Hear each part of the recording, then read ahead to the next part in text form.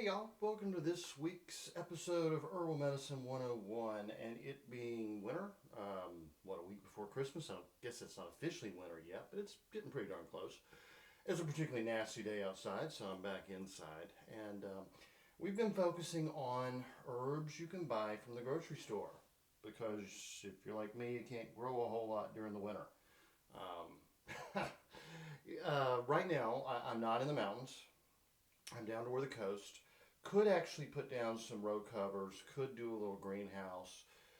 Could definitely have a few things going, but with lack of sunlight, you're not going to get a lot of growth in terms of the tops of plants and such. Roots are still pretty good to harvest this time of year. In the mountains where I normally live, let's see, it went down to 7 on Tuesday. Uh, unless you got a major heater in your greenhouse, and remember, I live on a northwest slope, so forget about sunlight in the wintertime. I may as well be living in a cave in the wintertime. And in fact, just down the road from me is Linville Caverns, some of those beautiful caves. Well, those are actually caverns. You know, they have the underground river and the fish with no eyes and all the weird stuff down there. Beautiful, absolutely gorgeous. But actually, behind my house, there's a vast network of caves that especially when I was younger, I used to explore a lot. I didn't live where I live now. It was actually the other side of the same mountain. And I got lost in those caves more times than I should admit. I was very reckless when I was younger. I'd go up there and I'd be squeezing through a path about that narrow with bats right over my head. And it was pretty, actually very dangerous, but I loved it. I enjoyed it. I used to take my friends up there to explore the caves, and we found so much cool stuff. Old Native American sites, places maybe Civil War soldiers had camped, places people probably hid out, escaping the Vietnam draft. Moonshiners' caves, yeah, you could see where they had been um, running stills. If you see a fresh site, stay the heck away from there. And don't tell anybody. Run in the opposite direction and never set foot back, unless you're friends with the people who were doing it, which I used to be. But anyway, yes, I was friends with Popcorn Sutton. If you ever watch Moonshiners, if you ever watch the online video, The Last Damn Run of Liquor I'm Ever Gonna Make, you know Popcorn. What a character Popcorn was. He was probably, well, he didn't come up much more to my shoulder in height. I don't even know how much he drank in a day. He was maybe 90 pounds, and most of that was bushy hair and beard. And he was crazy as could be, and as good and loyal friend as one could ask for. I know I'm wandering far afield. We're going to be talking about ginger, but I just got to say, I met Popcorn at a little place in a little small community called Blackberry, North Carolina. They were having a little old time music get together. There was going to be some storytelling. My friend Arvel took me. He said, "You got to meet Popcorn. He's a character. He's a moonshiner. And, my family has a little history too, so he knew we could kind of talk the same language." And Popcorn came up in his old car, and he was just a very minor celebrity then. The cops still basically turned a blind eye to what he was doing, and most of them were buying shine from him in the first place. Popcorn and I hit it off immediately. I was like maybe 16 years old, 17, and I treated him with respect, and we talked shop. We talked about yeast and different yeast accelerants. He was really amazed that I knew all that stuff, and we got along real well. Now, of course, after that, he became very famous. They did the movie on him.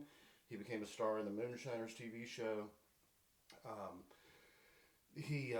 Hank Williams Jr. I don't know if he ever did, but he wanted to make a Popcorn Sutton liquor, and it was going to be a big deal. Popcorn started getting famous, and the way I heard it, and I could be wrong, I don't want to disparage anyone, but basically once he became famous, it made the local cops look bad, and it made like the the ATF and all those guys look bad. And they set him up, traded. Mountain men trade a lot. And one of the things you trade the most is liquor and guns. It's like currency, and of course that's not taxed, and the federal government doesn't like that very much. Well, they traded Popcorn a gun. Somebody did. This was the way it was told to me.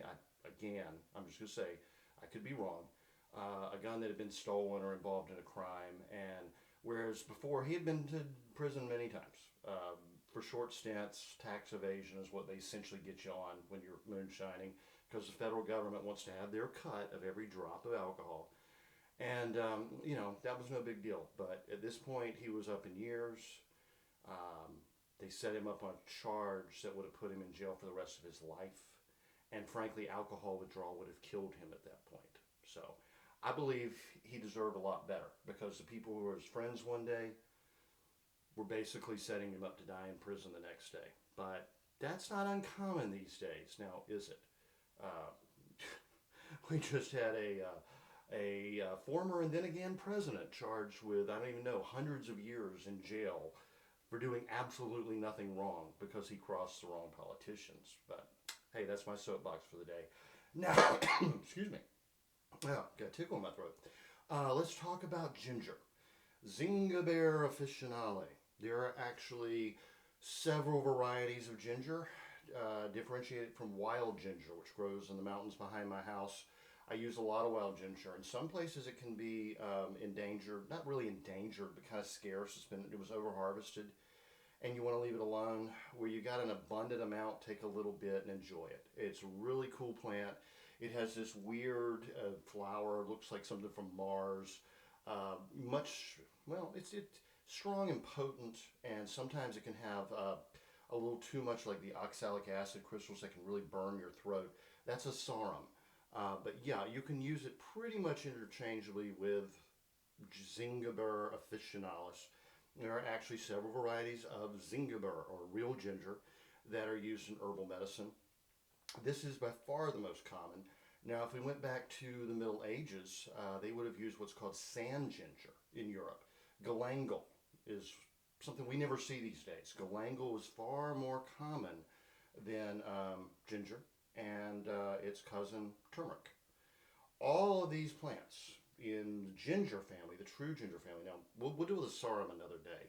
It has great medicinal uses as well. It's really good for breaking up congestion, which I guess I could use right now. I wasn't aware of that. But, cold, rainy day, and you know how it goes. Actually, my nose is running a little bit. Okay, so ginger, it also helps break a fever, also helps with congestion. Uh, Ginger does have antibiotic properties. Now, you will see ginger listed with garlic and many other herbs that we might use in the kitchen as herbal antibiotics. Ginger is especially good for throat infections, sore throat. You want to press the fresh juice of ginger and drink that so it actually comes into contact with the infected tissue. You can also just chew it up and eat it if you can stand that. It is quite potent. I mean, if you've ever eaten a Japanese restaurant or something, you get that ginger sauce, and I mean, it's like ginger and soy and some scallions. It's got a punch to it. It's got some heat.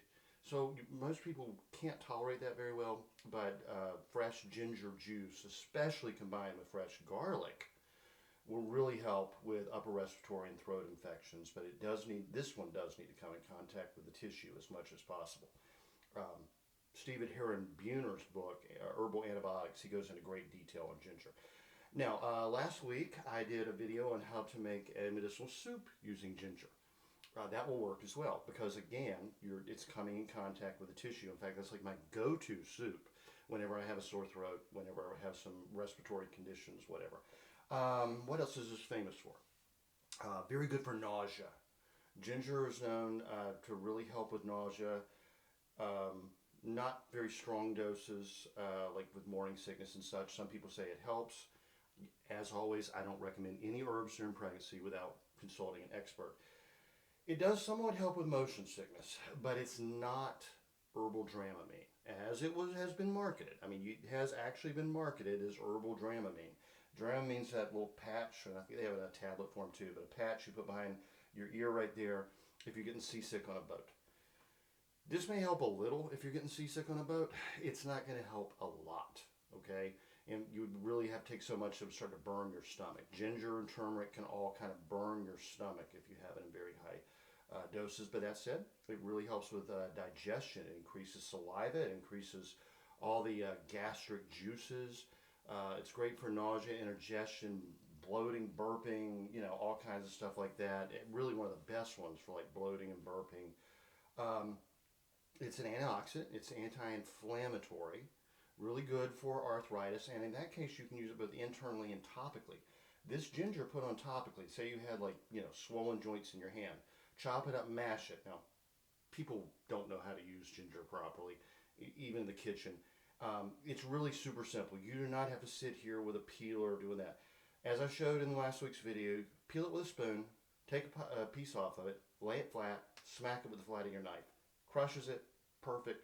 You can put that directly on a joint that is arthritic, and it's a counter irritant, but it also reduces inflammation. It's going to increase circulation in that area. Good for sore muscles. It's good for a lot of different painful conditions. Ginger taken internally can help with certain headaches. Very good for the heart. Yes, ginger is one of those heart healthy herbs.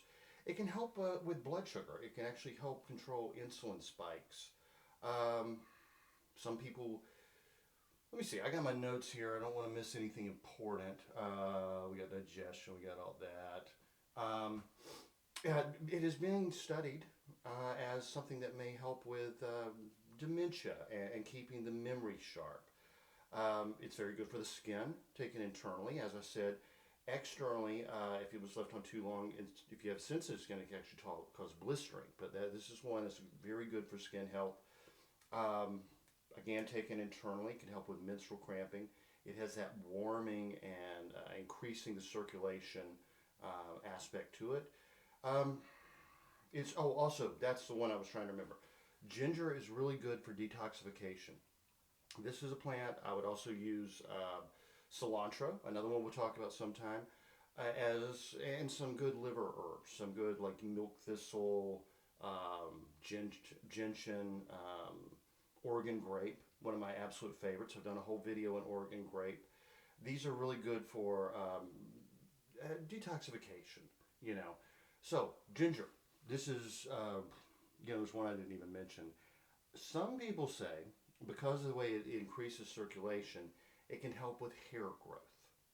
I don't know. I have a very thick Irish head of hair. If I a very thick, very curly head of Irish hair. I have no issues in that regard. But if you do, hey, maybe give ginger a shot. You never know. It may help, it may not. I'm not going to make any claims in that regard. From the antioxidant effect, the detoxification effect, and the increasing circulation, it would all be good for skin and hair. So why not? It's tasty. Just find a way you can use it that isn't going to be too strong for you. Now, one last mention of ginger. As I said, in the Middle Ages, ginger was a little harder to get than sand ginger or galangal.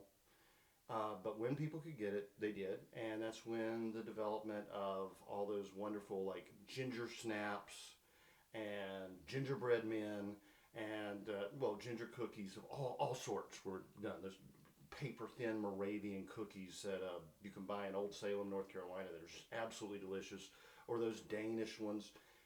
St. Hildegard von Bingen had a recipe using ginger, cloves, cinnamon, a lot of those spices, very much like a Christmas spice cookie. And she said it would essentially help kids with ADD to concentrate. And it was a mood elevator. And yes, those spices, that combination of spices, do improve mood, do improve mental clarity. And you can find her recipe online. A lot of people have done it. It's probably in one of my books, maybe not. Definitely in her books. But yes, her like Christmas spice cookies have wonderful medicinal values. And she would have used ginger if she could get it, ginger and galangal together, even turmeric again if she could get it. But you're talking 1080 in Germany. Ginger doesn't grow in Germany. I mean, not in natural conditions. They were having to bring this stuff in, and really all those spices through the old spice routes. You know, they would come in and then they would go up through Europe, and there was a lot of trade back and forth between India and Russia, and even Indonesia, and like places you would never even imagine. They were bringing in, the Romans had really opened up all those routes, trading with the Arab traders and all that. And this, these spices, these herbs in this case, a spice is actually a seed, and herb is a plant. So the rhizome of ginger would be considered an herb. These things were worth their weight in gold. I mean, the only spice we have like that these days is saffron, which I guess is also technically an herb because it's the stamens of the crocus flower. Look into the medicinal uses of saffron. I'll probably cover that in another episode. It's actually still worth more than gold by weight because it grows in those little crocus flowers, and you have to get on your hands and knees with a pair of tweezers to harvest each of those little stamens. There's so much labor that goes into that.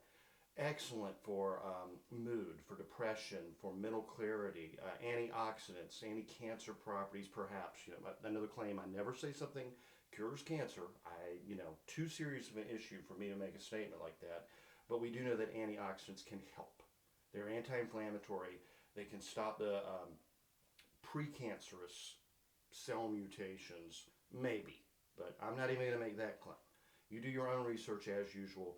And hey, it's Christmas. Go make some gingerbread men. Build yourself a gingerbread house. And yeah, the sugar is not that good for you, but hey, it's Christmas. Comes once a year. Enjoy it. Y'all have a good one. I'll talk to you next time.